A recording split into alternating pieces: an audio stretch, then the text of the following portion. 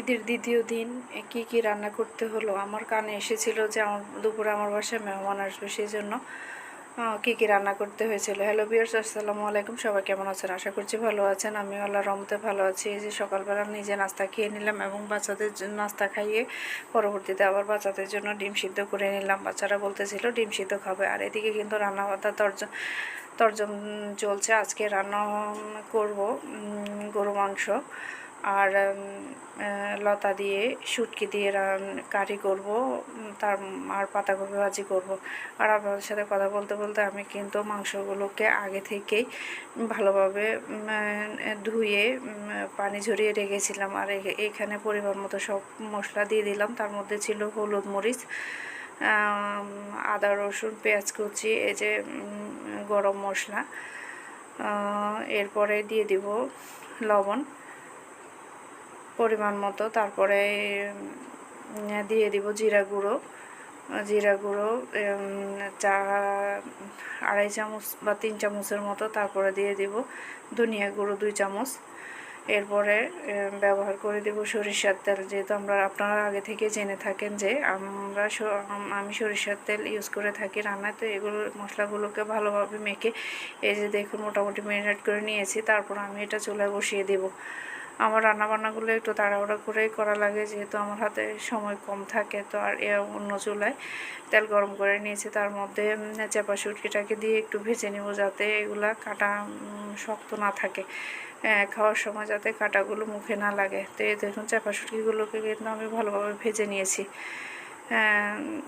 তার মধ্যে দিয়ে দিব হলুদ, মরিচ, পেঁয়াজ কুচি, মরিচ, কাঁচামরিচ আমি এখানে দিয়ে দিব রসুন বাটা।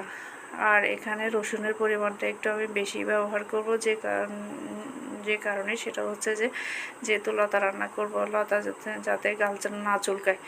আর আপনারা সবসময় একটা জিনিস খেয়াল রাখবেন, যখন আপনি কচু জাতীয় কোনো জিনিস খাবেন তার সাথে লেবু খাবেন, নাইলে কচুরতে যে পরিমাণ আয়রন থাকে সেটা মানুষের শরীরে কোনো কাজ করে না। আর তার মধ্যে আমি কিন্তু কথা বলতে বলতে এখানে হলুদের গুঁড়ো দিয়েছি হালকা করে, মরিচের গুঁড়ো দিয়েছি পরিমাণ মতো লবণ।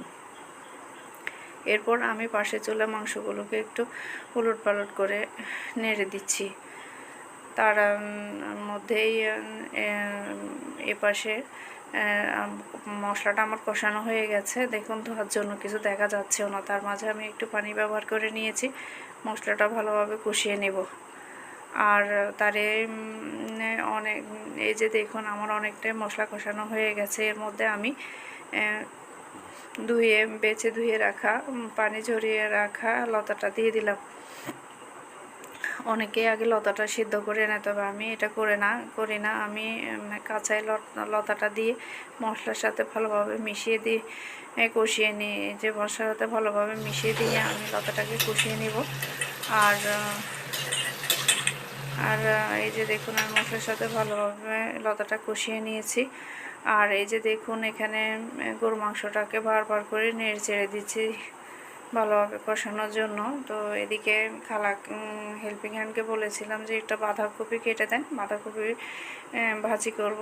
আর এর মাঝে আপনাদের ভাইয়া কিন্তু বলেছিল যে আজকে দুপুরে গেস্ট খাবে, তো গরু মাংস তো নর্মালি রান্না করবই, যেটা রান্না করছি তার মধ্যে একটু শুটকি দিয়ে লতাও করলাম, এর সাথে একটা যেন ভাজি থাকে, সেই জন্য বাঁধাকপি ভাজিটা করলাম।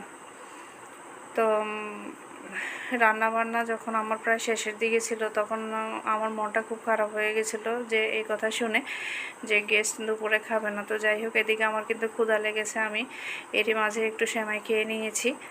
আর বাঁধাকপিটা কিন্তু পাশের চুলায় শুটকির কারিটা কিন্তু আমার হয়ে গিয়েছে, আমি নামিয়ে রেখেছি। আর এই চুলাতে আমি বাঁধাকপি ভাজিটা বসিয়ে দিয়েছি। এখানে ব্যবহার করেছি রসুন, পেঁয়াজ কুচি, কাঁচামরিচ ফালি, হলুদের গুঁড়া। তো এই যে দেখুন আমার বাঁধাকপি ভাজিটাকে আমি নেড়ে চেড়ে দিচ্ছি যাতে করে মশলার সাথে মেশে। আর এই হচ্ছে আমার গরু মাংসের ফাইনাল লুক, আর এই হচ্ছে আমার বাঁধাকপির ফাইনাল লুক, আর এই হচ্ছে আমার শুটকির কারির ফাইনাল লুক। তো ধন্যবাদ সবাইকে। আসসালামু আলাইকুম ওয়া রাহমাতুল্লাহি ওয়া বারাকাতুহু।